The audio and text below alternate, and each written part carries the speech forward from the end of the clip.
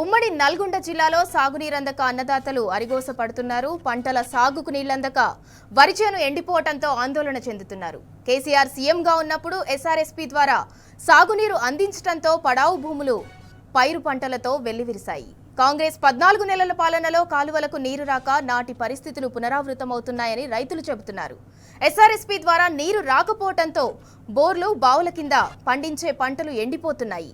బోర్లు బావుల్లో భూగర్భ జలాలు తగ్గడంతో సాగు చేసిన వరి పైర్లకు నీరందక పంటలు ఎండిపోయే దశకు చేరుకున్నాయి. ప్రభుత్వానికి అవగాహన లేకపోవటం, రైతుల సంక్షేమం పట్ల చిత్తశుద్ధి లేకపోవటం వల్లనే పంటలు ఎండిపోయే పరిస్థితులు ఎదురవుతున్నాయని రైతులు అంటున్నారు.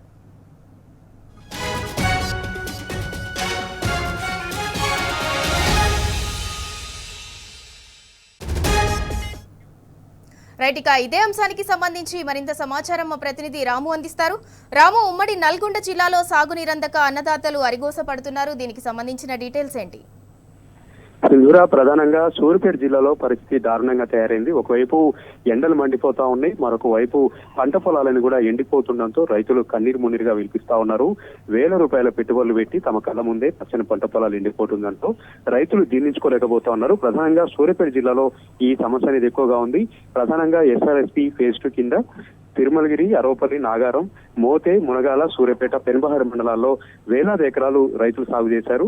ఎప్పట్లాగానే ప్రభుత్వం నీళ్లు ఇస్తుంది, ఎప్పట్లాగానే తమ పంట పొలాలు కాపాడుకోవచ్చినటువంటి ఒక ఆలోచనతో ఈ యాసంగి సీజన్ లో కూడా పెద్ద ఎత్తున రైతులు పంట పొలాలు సాగు చేశారు. కానీ కాంగ్రెస్ పార్టీ అవగాహన రాహిత్యంతో కాళేశ్వరం ప్రాజెక్టు మొత్తం కూడా ప్రయోజనం చేసి పూర్తిగా ఉపయోగించుకోవడంతో ఈ ఎస్ఆర్ఎస్పీ ఫేజ్ 2 కింద ఎక్కడికక్కడ కూడా నీరందక పంట పొలాలని కూడా ఎండిపోతా ఉన్నాయి. రైతులు బోర్న వినిపిస్తా ఉన్నారు. మరొక వైపు అధికారుల వేధింపులు కూడా రైతుల్ని మనోవేదన గురి చేస్తా ఉన్నాయి. తాజాగా పెనుపాడు మండలం విశాఖ గ్రామంలో ఏదైతే నీటి బకాయిలు కట్టలేదంటూ, నీటి పన్నులు కట్టలేదంటూ స్టార్టర్లని, మోటార్లని అధికారులు లాక్కెళ్లారు. దీంతో రైతులు అక్కడ పంట పొలాలు ఎండిపోతుండటంతో పంట పొలాల్లోనే కూర్చొని మనోవేదన గురవుతున్నటువంటి పరిస్థితి అంతా కూడా మనం చూస్తా ఉన్నాం.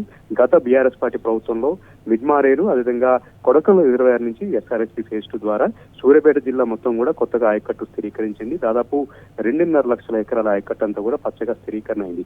అదే ఆలోచనతో, అదే ఒక ఆశతో రైతులు ఈసారి కూడా అదే 2.5 లక్షల ఎకరాల్లో సాగు చేశారు ఈ యాసంగి సీజన్ లో కూడా. కానీ అప్పుడున్నటువంటి బీఆర్ఎస్ పార్టీ ప్రభుత్వం ఉన్నటువంటి చిత్తశుద్ధి ఇప్పుడున్నటువంటి రేవంత్ రెడ్డి సర్కార్కు లేకపోవడంతో, ఎవరు కూడా మానిటరింగ్ చేయకపోవడంతో జిల్లాలో పేరుకి 2 మంత్రులు ఉన్నప్పుడు కూడా సాగునీటికి సంబంధించి కానీ, దాని ప్రణాళిక గురించి కానీ లేకపోవడంతో రైతులైతే నానా రకాలుగా అవస్థ పడతా ఉన్నారు. Right, thank you Ramu.